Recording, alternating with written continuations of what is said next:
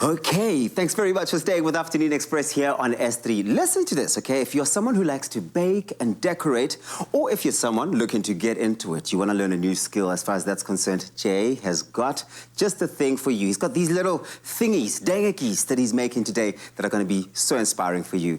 Jay, what the heck are you making today? What the heck? So the hack today, we're doing these cute little candied hazelnuts. So we've got a few things here. So we've got some hazelnuts that have been blanched. Yes. Okay. Blanched meaning washed. So they've been actually boiled in water to cook them. So they're actually cooked and dried out. Okay, and then this is sort of the look that we're going for. I mean, how gorgeous are these tubs? I mean, look at that. That is just like some magical thing out of Iceland, right? So can you imagine putting this on top of a cake, on top of a cupcake? It just looks so good. Something so simple and elevates your dessert. I know, that spikiness is beautiful. I love it. So what we're going to do, Tubbs, we've got these skewer sticks, right? Okay. I'm actually going to ask you to do one. So this is a dry caramel, right? So it's just purely sugar in a pan, heated gently until it comes to this color. I imagine you haven't got much time between the time that you get it out the oven or wherever you're warming it from to do this. So when it reaches this stage, Tubbs, all you need to do is then just gently reheat it. So if it starts getting harder too quickly, you just heat it a little bit more and you can continue. So do a few, do it sort of in batches, right? What I'm going to do, Tubbs, is I'm going to put a skewer just gently into...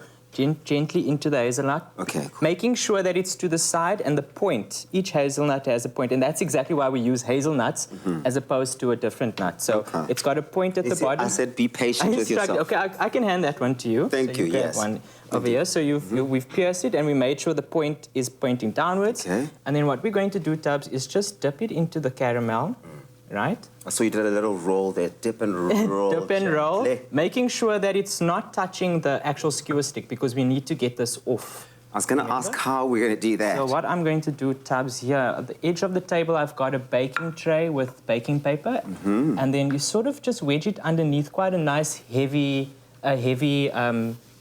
marble chopping board. So that secures it at the end. So you want to dip it in your caramel preparation.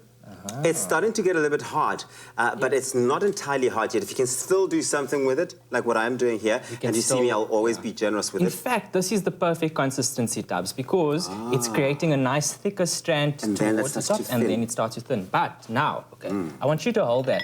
If you are now want to take this to like the next level, you can actually do spun sugar. I mean, so somebody. You keep pulling that strand, and look at that.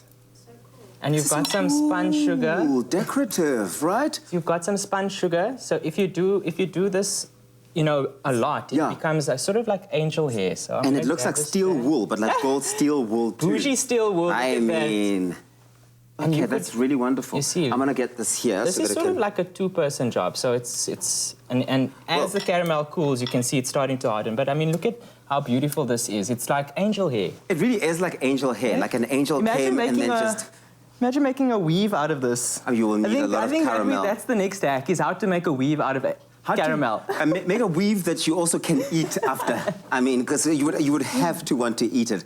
I love that you said that it's a two-man job potentially because the month of love, you want to make sure that you're doing all of those lovey-dovey type of things. I love that. Everything about this is so beautiful. It's so cute and really can add so much prettiness to any expression of this caramel.